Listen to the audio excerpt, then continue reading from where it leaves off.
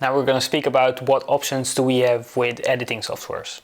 To make it short and simple, Lightroom is the best. I tried everything else, Lightroom is the best, and I'll explain why. I tried Capture One, I tried another software, I don't remember what's its name, but it's like Lightroom, it's just a little bit more options. The thing is that with this third party, what I just spoke about, there is no presets. You cannot buy presets from someone else. So you're basically a lone wolf. You're doing everything alone. What you learn, you need to learn alone. You cannot learn from other photographers that you admire. You cannot learn from, like, no one uses it, and it doesn't use presets. Like, you cannot import presets from, I'm speaking when I did a research a few years ago.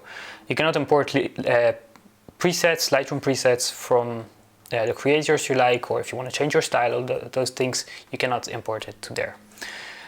Well, actually, I know how to do that nowadays. I know how to convert it because I know how to, like, you can just make the same RGB curve tone and you can make the same things, which is something I actually tried for Capture One. I tried just making the same curve tone, making all the same settings, like in Lightroom in Capture One.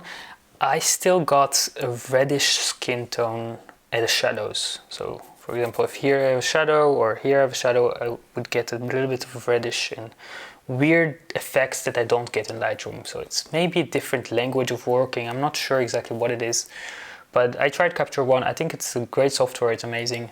And there are some great stuff, especially tethering when you want to move your photos from the camera directly to the computer. And it shows directly, so you click and it goes directly. It's really fast and it's really good. So there are a lot of advantages for using Capture One, but I don't use it anymore at all. I don't recommend it. Just stick to Lightroom. Although I do recommend using some apps on the phone, which can be really helpful, because on apps on the phone, for example, I use sometimes Prequel, which you cannot edit whole album on it, you cannot edit stuff, but you can test things out. They have frames they can put to the photo. There's a lot of stuff that it will take you much longer to try to figure it out in Lightroom and Photoshop. So it uses basically Photoshop and Lightroom, and you can stick grain, you can stick like a lot of things on it, and it's really nice, it's really beautiful. And it's really futuristic, and I think this is the future, editing with those apps where they create templates for you, which today would take you to make in Photoshop and Lightroom together, and you can just in one click apply it to your photo and have a whole different style. You can make a film photo from a digital photo, you can all those stuff. So it's really good for inspiration, good for Instagram, good for those stuff. It's really fun. But sticking to Lightroom, Lightroom has everything. Lightroom is amazing, especially with the new AI features, which I love, and I'm trying to use more and more. Yeah, what I love about Lightroom especially is that everything is batched. Like, you can do everything at once. So if I want to, I actually do that. I select all the photos that I want. So first of all, I select all the photos, and then all the photos that are selected, I will click on an AI specific thing, and it will select the subject, it will select the background, it will make the background darker, it will make the subject a bit more contrasted and lighter. And that's really important. It will select the eyes, it will make them a bit brighter, it will make them, like, that's amazing. And you don't need to do it for every single photo. You need to do it once, and you click it and it does it on all the photos. That's my favorite thing about Lightroom for sure. And then you can just throw one preset that you bought from anywhere, or your creators, or you learn, like I learned at the beginning by buying a lot of presets, and you just apply it to everything at once, and then you just tweak some small things that you want, like the brightness and cropping it, and that's it. I think Lightroom will automatically do it for you in the future, I guess.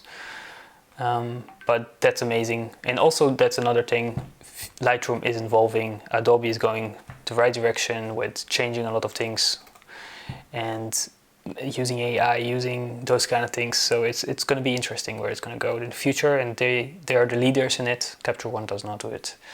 I actually don't know, but I don't think so. I didn't see anything about it. So this is why Lightroom.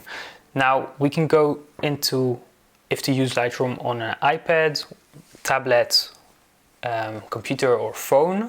I grew with it. I actually had a colleague that was using always her iPad, student actually, and I was doing everything. But what we realized is that, for example, if I shoot a festival and I need to add a logo to all the photos, she couldn't do it back then. Now she can, after a delay of a few years. So for her, it was such a struggle. She needed me always to import the photos, add logo to all the photos at once, and like 200 or 1,000 photos at once. And I could do it in a few seconds. She couldn't do it at all.